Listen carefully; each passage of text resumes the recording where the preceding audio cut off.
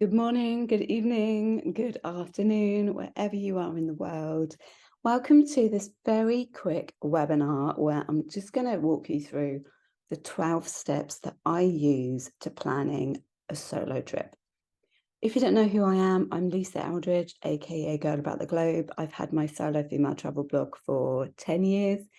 I've been to 111 countries solo. I've just come back from country number 143. I'm trying to see every single country in the world if possible. But the more I travel now, the harder it seems to be to get into the countries that I haven't been to. And they are taking a lot more planning.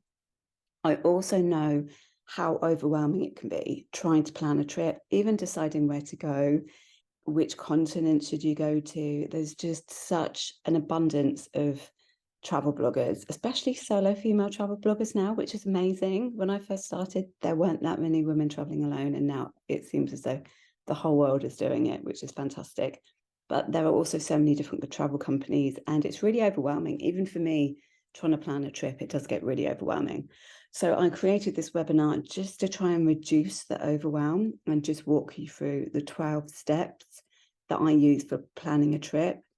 I am going to be going through my workbook. I have devised a Plan Your Dream Solo Trip workbook, which if you do want it at the end of the webinar, you can actually purchase it for 50% off, I believe. But you don't need to purchase it. This webinar is free, and I am just going to go through the steps. It's recorded, obviously, so you can watch it again and again and plan your trip in your own time. So without any further ado, I'm going to share my screen and share the workbook. So I hope you can see my screen. This is the Plan Your Dream Solo Trip workbook. In it, there are 12 steps, technically 11, because the last one is congratulations that you booked your trip. And it's interactive, and you can use it for all of your solo trips. So from deciding where to go and what to do, it gives you the exact 12 steps that I use to plan all my trips. And it does honestly still take me hours to plan trips. You would have thought I would be a lot quicker by now. So starting from the very beginning, if you are unsure where you want to go, do step number one. Step number one is make a list of everywhere you've ever wanted to go.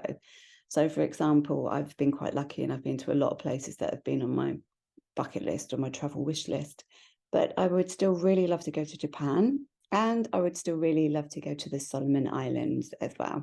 So I would write that down on my list.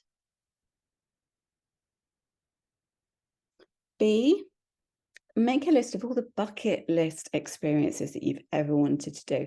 And I'm sure there are some experiences that you haven't yet had. For example, in this workbook, I've got dive in the Great Barrier Reef, which I've done, which is amazing. And one of my bucket list adventures was seeing the Christ the Redeemer statue in Rio de Janeiro. It was one of those pinch myself moments, you know, when there's a destination that you've only seen in magazines or on websites and now Instagram, I guess, then you're actually there and you can't believe that you're there. So one of my bucket list ones was Rio de Janeiro. Another one was Machu Picchu in Peru. Maybe one of your bucket list ones is climbing Mount Kilimanjaro, or going on a felucca ride down the Nile. This section for section 1B is to write down all of those bucket list adventures you've ever wanted to do. You can pause this webinar so that you can actually write it down as you're going through it. If you're unsure of your bucket list adventures, or you're unsure, say you don't really know, you don't have a preference for what destination you want to go to. Maybe you've been to all the top places that you want to go to and you're not really sure where to go next. One way that I determined how to do that is to go through all the different activities that I like to do. That really does help determine where you can go. So for example, I'm really into adventure, and I have found that every few years, my interests for traveling are actually changing. Obviously, in my 20s, I used to travel for party budget destinations. Now I'm more adventure and culture and history, really. So maybe you love movie tourism and you've always wanted to go to the scenes where the Game of Thrones was filmed, or maybe you love Mamma Mia and you want to go and visit that Greek island where it was filmed, or Lawrence of Arabia, where you can go to the desert in Wadi Rum in Jordan and actually see where that was filmed. So movie tourism is actually a really good category to look at if you're unsure where to go. Maybe you want to see all the 7 wonders of the world, and then you can just make a list from those places. Maybe you're into dark tourism. Maybe you love yoga and you're just looking for a week away in some kind of wellness retreat, but you're not really too sure where to go for that. So this section, just have a look at what activities you like doing, or perhaps a new activity that you haven't tried before, like sailing, for example, and you might want to consider that for a future trip. If you are unsure of places that you want to go to, I do actually have articles on the blog. There is an article called How to Find the Right Solo Destination for You. And I will be giving a printout of this webinar afterwards. I'll be emailing you afterwards with a printout. So you have all of these steps on the printout. Click on the link straight to the article for this one. I also have another section called Which Type of Solo Are You? So it goes into more detail about nature solo, party solo, budget solo, etc. And it lists all the different countries that are really good for that type of solo. Once you've then determined what kind of activities you like doing, if you look back at list A was make a list of everywhere that you've wanted to go. And then write down facts about the country and different experiences, such as Peru, bucket list experience, hike to the top of Machu Picchu. Other experiences you can do there, you can actually stay with the Urus tribe on Lake Titicaca. Activities there, Peru is actually good for hiking. And benefits, you might not know this without doing some research, but if you do, then you can put it in here now. So if you don't know all the answers yet, don't worry, because we're going to be going back to that section later. So the benefits would be good tourism infrastructure, and you can actually get away with just speaking basic Spanish in Peru. Do this for every single country that you've shortlisted. I've made enough space here for 5 out of 5 of them. There should be at least one that you really want to go to. Now that you've written down maximum 5 countries that you want to go to, section number 2, stage number 2 is how long can you go for?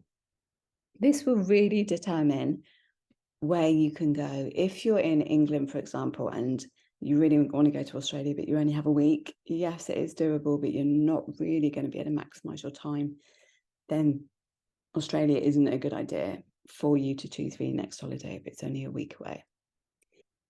So have a look at the countries and cities that you can travel to for a long weekend. If you're based in the USA, then maybe it is just another state in the USA. If you're based in England or Europe, then it's very easily another country in Europe. Write down countries that you can travel to for at least a week, countries that you can travel to for 10 days, and countries that you can travel to for 2 weeks. Countries that you can also travel to for a month or longer. Something else to consider is that if you are away for at least 2 weeks, you could combine 2 countries together. You could fly into one country and then travel overland and fly out of another country, but have a look at the border crossings in between to see if that is doable. Then write down all the different countries. You can then compare this and shortlist the ones that you have time for. Don't forget to also calculate the time, say times for how long it's going to take you to fly to that destination and fly back, and also how long it will take you to get from one destination to another.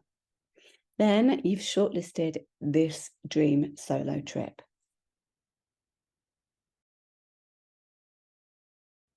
And then we're on to stage number 3, which is when to go. You can actually do this with all of the trips that you've shortlisted, but say Peru is the one that's come out on the top, that you've decided, yeah, you can go to Peru for a certain amount of time that you have available from work.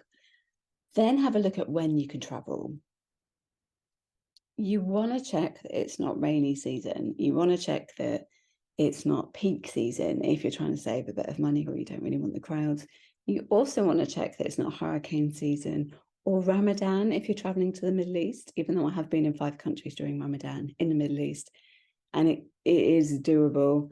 But if you really want to have a comfortable time and you don't go away that often, then it's a good idea just to maximize your trip and get the most out of it, and have a look at all the different places that you've listed, and if they are all okay for you to travel at that particular time, weather-wise. And here you can actually fill that out. So you can fill out Peru, best time to travel here, say July, August, September, just as an example. And then the time that you can travel here, well, yeah, I've actually got 2 weeks available between those 3 months. So that is an option. Another one that you need to consider, and step number 4, because I have done this before, I've done all the planning, decided where I wanted to go, and then checked if I needed a visa for the country, and the visa has been very difficult to get. So I've had to change my destination I wanted to go to. So for this stage, go to your Foreign Office website and research the visa requirements for your country. I must admit it is getting a lot easier for certain countries now when they are issuing e-visas or even visa on arrival. For example, Saudi Arabia now offers an e-visa. I believe Pakistan now offers a visa on arrival. Dubai, if you fly into the Emirates, you get a visa on arrival, depending on your nationality, obviously. But I think with people from the UK and I think also from the US, it's visa on arrival. So do have a look at the Foreign Office website. There is also another website that I do use, and I have used them to get visas for places where it's been a bit challenging, is ivisa.com. Again, that's going to be on the list that I'm going to be sending you after the webinar. If you do need a visa, have a look and see whether you need to book a group tour to get the visa, or are you able to independently travel with one. Basically, what this means is that there are only certain countries where you can enter if you are on a tour. Bhutan, which is in the Himalayas, you can't go there by yourself. You have to have booked a tour to get into the country. Iran also used to be like this for Brits, depending on your nationality again. So do have a look at the visa and see if you are able just to get a tourist visa and you're able to travel independently, or if you do need a letter of invitation from a tour company, proof that you're going with a tour company as well. Also have a look and see if it is an e-visa. The e-visa basically means electronic visa, so you can do it online. You do normally get them back within a certain amount of days. E-visas are pretty quick. If you do have to apply in person at the embassy, you do need a lot more time. And that has been my problem because I'm now in Dubai, but I still have a British passport at the moment. And there are certain countries such as Bangladesh where I need to go and apply at my embassy in London to be able to get into the country. So that's a no-go for me at the moment. Also have a look at how long it takes to process. Certain times of the year, I believe summer, these months now that I'm recording this webinar, is longer for the visa to process. So make sure that you have enough time between now and when you actually want to go on your trip for the visa to be processed. Maybe they offer an express service as well. That is generally possible. It is more expensive, but it is possible if you're stuck on time. If you do need a visa, you may need to know exactly where you're staying and which tour company you're booking it through. There are visas I've had to apply for before where I've had to book accommodation, and I've used booking.com and I've looked for accommodation that I can easily cancel with no charge, just in case my visa came back and it was refused, which I've never had a visa refused. I have had a visa come back with the wrong dates and I didn't realise until I got to the airport. But you can just book some accommodation and then you can just cancel it before you travel. Then you can actually make a short list here of all the places for the visas. So the country, is the visa required? Is it an e-visa or in person? How long does it take? Do you need to book a tour or require a letter of invitation? And what information do you need for your visa? I remember when I applied for my Chinese visa a few years ago, it was one of the hardest visas that I had to apply for. It was so complicated. And since then, I've actually gone through a company called ivisa.com whenever I've really struggled with a visa, because they just make it so much easier. Obviously, it's a paid service, but it's peace of mind. Stage number 5, vaccinations. I am always up to date with my vaccinations. And by that, I mean I'm always up to date with hepatitis A, hepatitis B, polio, tetanus, yellow fever. I believe now if you have yellow fever, it's now available for life. It used to only be available for 10 years. The only ones I don't have are the Japanese one and also the rabies ones, which are 3 shots. And I think you have to wait 3 weeks in between all those shots to have them. And it's quite an expensive one. Do make sure that you are up to date with your vaccinations. In regards to the COVID vaccination, do check your Foreign Office website for where you want to travel to and check if they have updated COVID information on there. The majority of countries I've traveled to in the last year, I would say, have not required COVID vaccination or PCR test. Obviously, that is the information that is probably changing all the time. So if it's not clear on your Foreign Office website, for example, for UK, it's fco.gov.uk, some of that information is not up to date. So then I've had to look on the consulate for the particular country that I'm traveling to. Lebanon, for example, was one of the last ones I went to a few weeks ago, and just checked, is a PCR test required? And it gives you more up-to-date information on the actual country that you're entering in website. Again, you might hear all the different countries that you're going to, vaccinations required, date vaccinations needed by, and whether you need malaria tablets or not.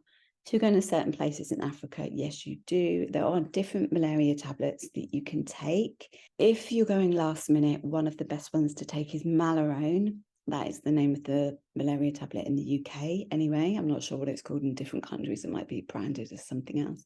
It is one of the most expensive ones, but you can take it 1 or 2 days before your trip, and you keep taking it for the duration of when you're away if you're in malaria countries, and then you finish it, I think, 1 or 2 days after you get back. Prochlorine, I believe it's called, requires you to take it a week or 2 weeks before your trip, and I think a week afterwards. So do have a look for malaria tablets and check if you need them. Again, I will be putting a link on your PDF at the end of this. Stage 6, working out your budget. Something I have noticed since COVID is that travel has got a lot more expensive. And I don't know if this is because the demand is there for people still wanting to travel, and airlines and accommodation are kind of cashing in on it because the demand is there. So accommodation's a lot more expensive. For example, Europe seems to be a lot more than it used to be. The Middle East is, I would actually say, is probably one of the cheapest places to travel to at the moment. Make sure that where you're going is going to fit inside your budget. If you're not sure, take some emergency funds, such as a credit card. Here you can write down your country, work out how much it's going to cost, and then also work out how much money you have and then divide it by the amount of days that you've got. So, for example, I do have an article on working out your budget, and I will put it in the PDF. But for example, you need to add up the cost of the flights, any visas, accommodation, tours, any departure fee that you may need at the airport, transport costs, getting to and from different places, any laundry costs if you're away for a long time, and any food costs. And then when you're working out your budget, take off the money that you need to pay up front, which would be your visa costs, your flight costs, and any tours that you're prepaying, especially if you're booking them before you go. And then just work out then your food, entertainment costs, and then divide it by the week, and then you work out your daily allowance. But I will put a link to an article that tells you exactly how to do that. So here you can actually put down how much your trip's going to cost. Do you need more money for your trip? And are there some extra ways that you can make money before you go? And you can write down suggestions for even saving money on your trip. I do have some articles on how to save money on your trip, because it's very difficult when you're solo, because you obviously are paying accommodation for one person. But I do have some tips that I will also put in the PDF. But do make sure that you can afford to go to the place that you do want to go to. This might also determine if you maybe shortlisted 2 countries. This might determine that you might decide to go to the cheaper one. Stage 7, booking flights. So once you've decided where you want to go, if you are going to be traveling for more than 12 hours, see if there is a stopover that you can do. There are airlines that do offer stopovers. So Saudi Airlines offer, I believe, a stopover in Riyadh, which is the capital, and you can stay for up to 72 hours, and they do the e-visa for you as well. They don't pay for accommodation or anything like that, but you can stop and see part of Saudi Arabia before you get back in the airport on the second part of your flight. Emirates also do that. I believe as well, if there is a layover for 8 hours or so, have a look at the Emirates website, because I do think that they also offer to give you a night's accommodation. So you can also then get free accommodation and stay in Dubai for at least one night. And then message me and our Girls About the Globe Facebook group if you are coming to Dubai, to see if I'm actually going to be here at the same time. Also, TAP, which is a Portuguese airline, they also used to do a stopover option, and Qatar Airways also used to do that as well. If you are on a budget, then consider taking non-direct flights. This is something that I look at, because flying from here to the UK on a direct flight can be really expensive. So I do have a look from United Arab Emirates, because there are 4 different airports I can fly from here, into London, and then I just pick any airport for London. So it would give me an example of flying from Abu Dhabi into Stansted or into Luton, and these are always non-direct flights. So then it would be, say, a 6-hour wait in Naples airport, which I did last year, or 8 hours in Santorini, or staying overnight in Sofia in Bulgaria. But have a look at taking non-direct flights, because they might be cheaper, even if you have to pay for night accommodation at the hotel. If you don't want to sleep in the airport, there is a website called Sleeping in the Airports, and it does let you know which airport you're going to, how good it is to be able to sleep in them. Also, if you have a look at surrounding areas, so once I wanted to fly to Israel, and it was cheaper for me to fly in and out of Jordan and then travel round through Israel and come back through to Jordan. It was actually cheaper than doing a direct flight straight from Israel. So you can always have a look and see if it's cheaper to fly into one destination and out of another one as well, which is called an open jaw ticket. So for example, with Jordan and Israel, I could fly into Israel, fly out of Jordan, and that might have been cheaper. There is a really good website called Rome to Rio, and that helps me plan my overland travel. So from the airport to places, or even country to country. A quick word of advice: if you do end up booking separate flights, then you do usually have to check your luggage into each flight and collect it before the next one. If you're looking on Skyscanner, for example, and it says South Transfer, that means you collect your baggage, you leave, and then you go back to the check-in desks, and then you check in again 2 to 3 hours before your next flight. Also, nowadays, something that I've noticed is that the airlines are charging more for baggage. It used to be that you could take a small suitcase with you for hand luggage, which was included free of charge. Certain low-cost airlines, I believe Wizz and definitely Ryanair, don't allow you to do that anymore. So you can only take a small handbag, which is barely enough for a weekend when you include all your liquids, if you're not a very light packer like me. So you then do need to pay for your baggage. So it's a good way of comparing a low-cost airline that's non-direct with a larger airline that is direct. Compare and add on the baggage, Because with a direct flight, for example, say with Emirates, they include your baggage, so you don't need to pay any extra for your baggage. And I never pay for seats either. When you get the seat selection, I never press a seat. I just make sure that when I get to the airport, I try and get there as early as I can. And now I just say, is it possible to have a window seat, or is it possible to have an aisle seat? And see if they would just give me one rather than paying £22 or euros or whatever just to pay for the seat when I've already paid for the aircraft. If you're quite flexible with where and when, on Skyscanner, they do have the ability for you to sign up for a travel alert to get deals delivered to your inbox.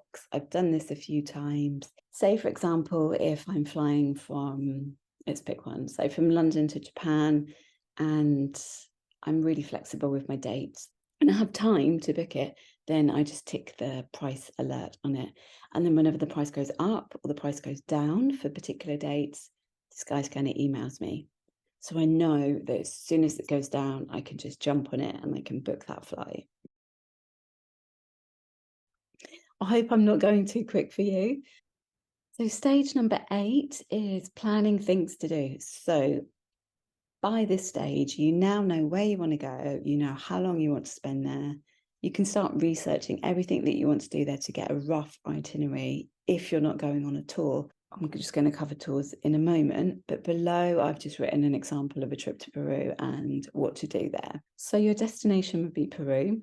Things to see and do there's obviously Machu Picchu, the Urus people on Lake Titicaca, the Sacred Valley, Lima, the Amazon, and make sure that you see a llama in Cusco. Seeing a llama is so cool. They're so pretty there. And so you can write down your destination, write down what there is to see and do.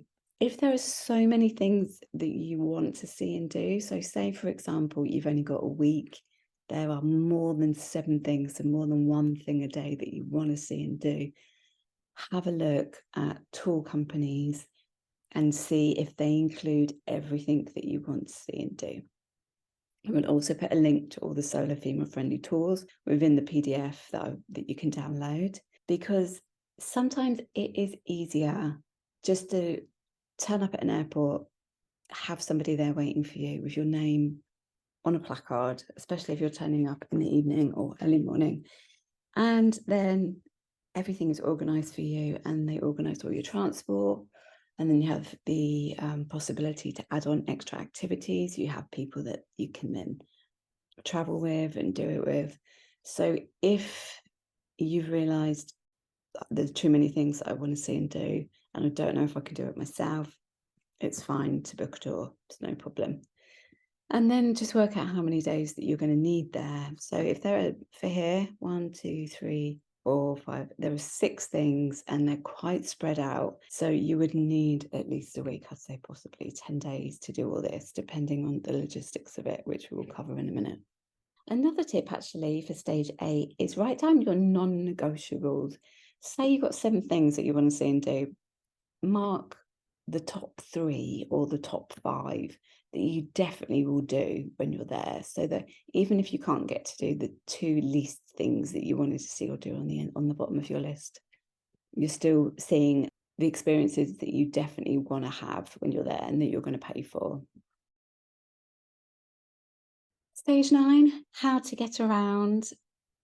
I do have solo destination guides for so many different countries now. I am updating them at the moment. So you can always just have a look on the Girl About the Globe blog. If you're going to Spain, for example, just check out Solo Travel in Spain guide, or Solo Travel in Italy guide, Solo Travel in Peru, Solo Travel to Dubai. And then you can also have a look at Rome to Rio, which is the website that I recommended earlier that shows you how to get from one place to the next.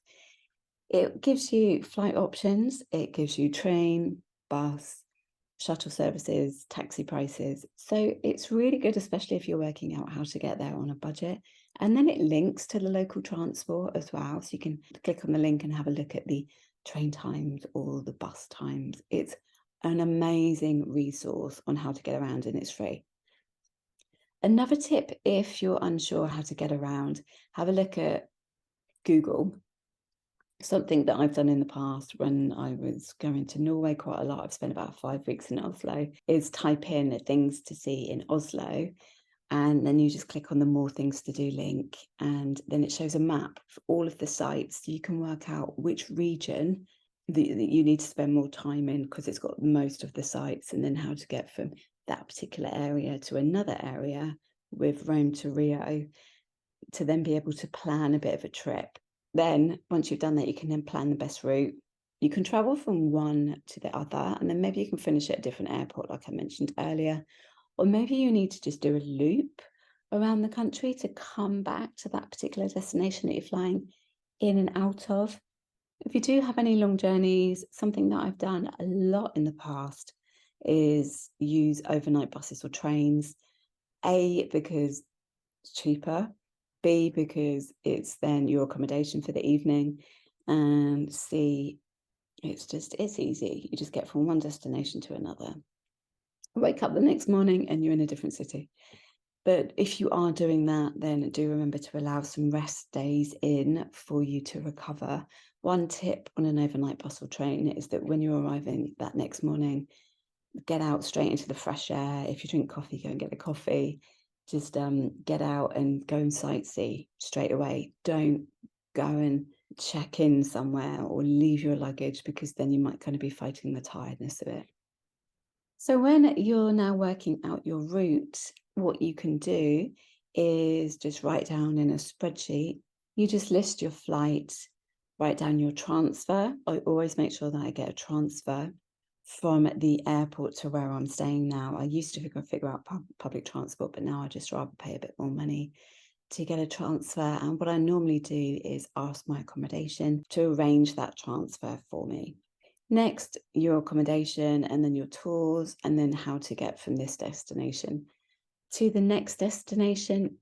Say, for example, with this, if you are going to a country, say Spain, for example, and you want to be visiting 3 different cities in Spain, you could then book your accommodation in Barcelona, do all the tours that you need to do from Barcelona, work out using Rome to Rio how to get from Barcelona to Madrid, which would be your second destination.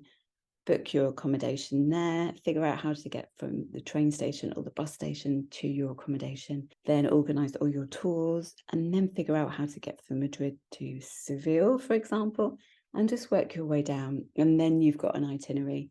So then you could fly into Barcelona and then fly out of Seville. And this is just what you need in between for planning your trip.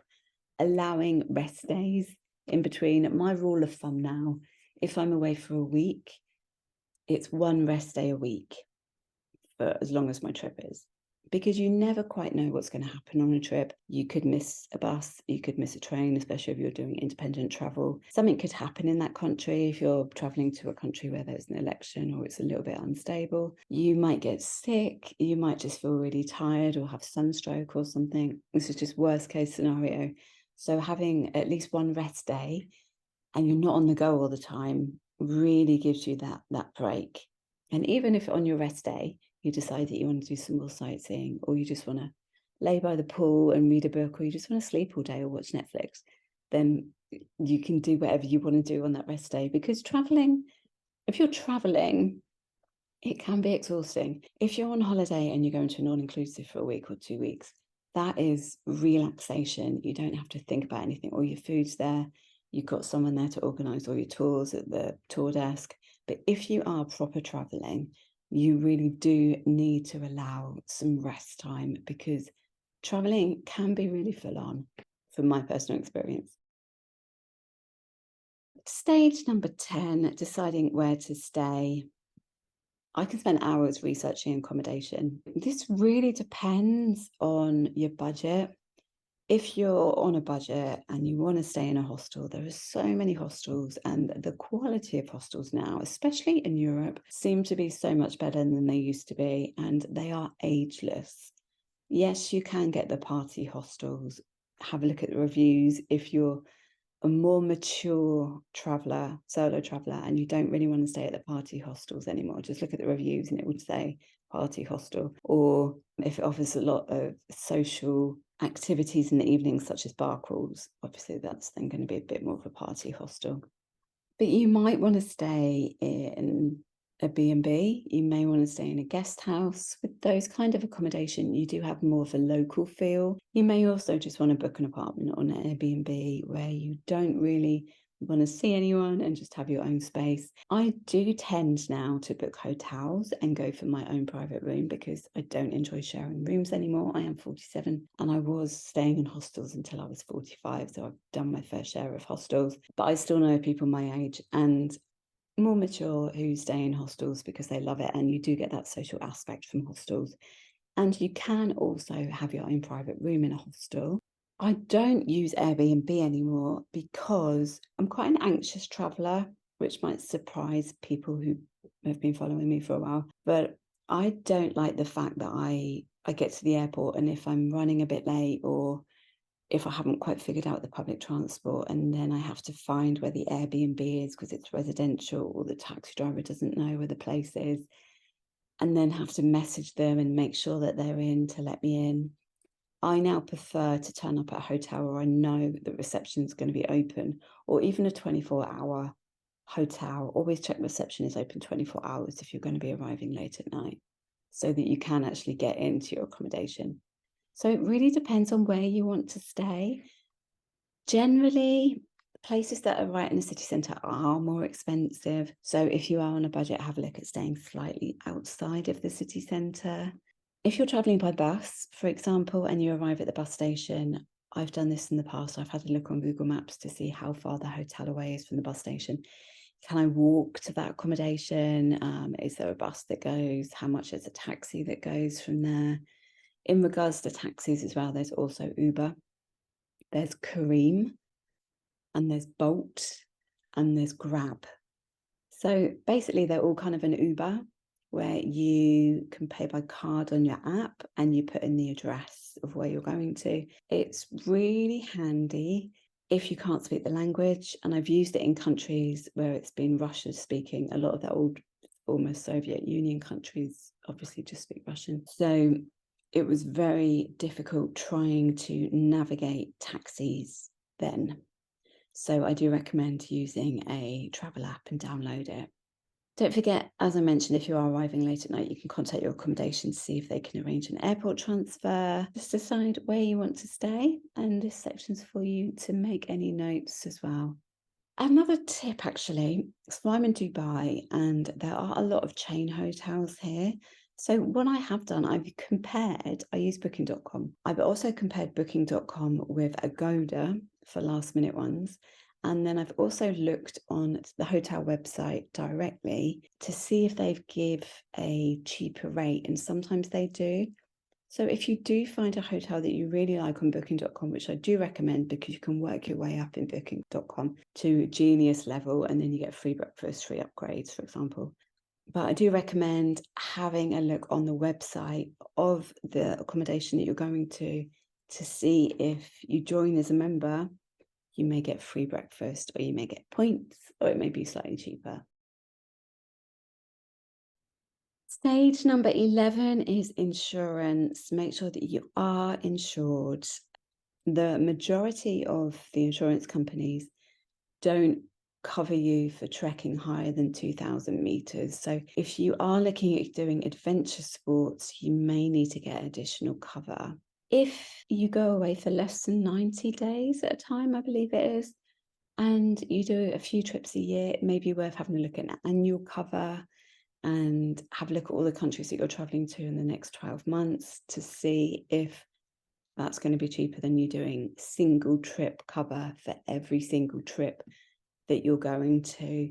And then you can just fill this in. So countries that you're traveling to, the start date and end date, any additional cover. So for example, laptop, camera, phone, because we all do not want to be without our phone, definitely when we're traveling solo. So make sure that you are covered for your phone and check the excess of the insurance policy.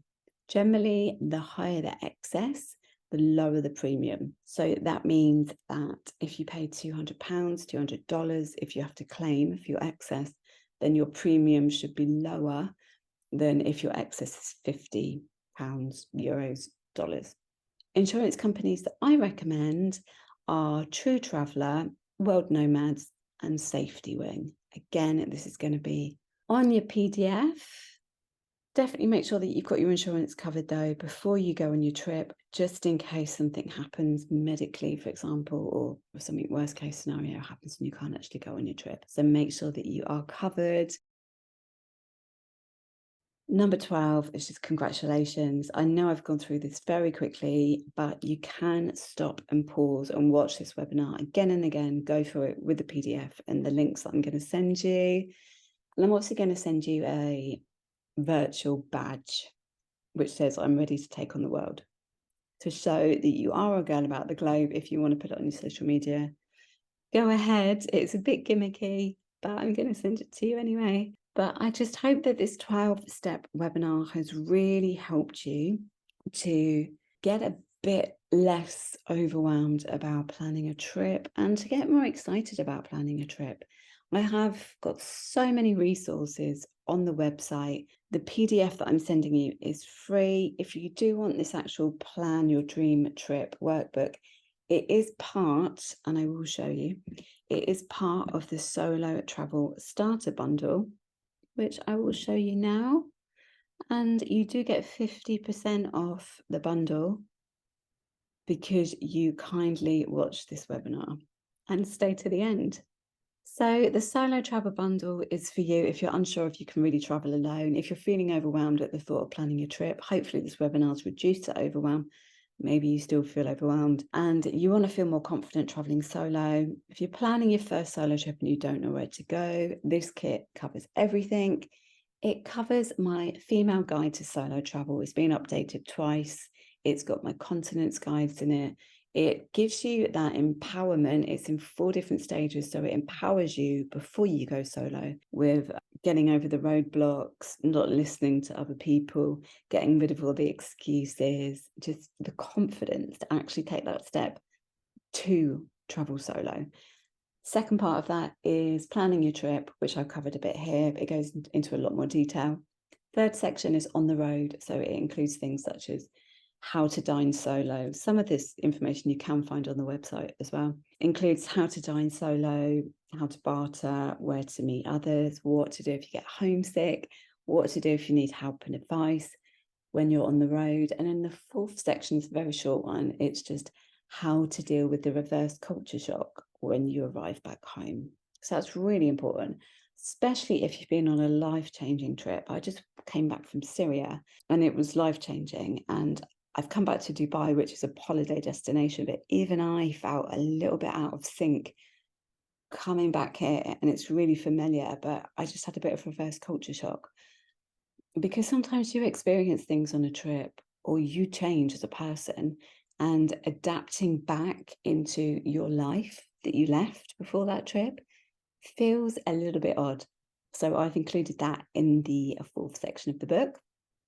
That's a female guide to solo travel. I've also included a South Girls Self-Love Kit. This is a PDF, an interactive PDF that I personally created for myself whenever I felt down.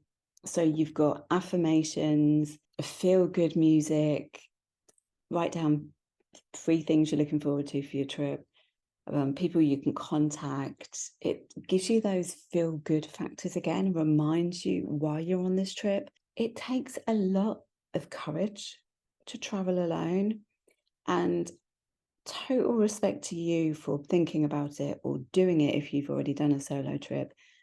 I've done it so many times, but I still suffer a little bit with loneliness. So this kit really does help me. It boosts me and reminds me why I'm doing it and just how kick-ass I am, because we are kick-ass for traveling solo. So many people say that they want to do it and they just don't because fear stops them. And then another part of the Solo Travel Starter Bundle is the Plan Your Dream Solo Trip course and workbook, the workbook I've just gone through with you. I do actually have a course on these 12 steps. It's a video course and it's me talking to you in more depth about each stage of the course. There's also a travel budget planner, so you can keep on track with your travel budget, so you know exactly how much your trip will cost and how much you can spend when you're on the road. It's good if you're trying to work out which destination you want to go to and can you afford to go to that destination. There's also a last-minute checklist to help you feel more confident and more in control, so it prevents any last-minute panic of things that you might not have. And then I've got 101 solo travel tips. So it's things from planning, money, safety, even travel products, so much more. So the solo travel bundle is 50% off.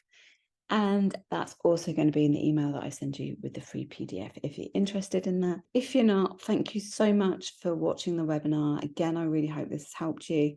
If you're on Facebook, make sure to join our Facebook community, Girls About the Globe, and post any questions that you have. There are girls in there from all over the world, and they are there to answer you morning, noon, night, especially if you're struggling and you're having a hard time. There are always people just to jump on the back of your question and be so supportive. No question is stupid in there, and everyone is really encouraging and supportive, and I love the community that we've created. Thank you again for your time, and have the most amazing solo trip. Reach out in the community if you need anything, and safe travels from me.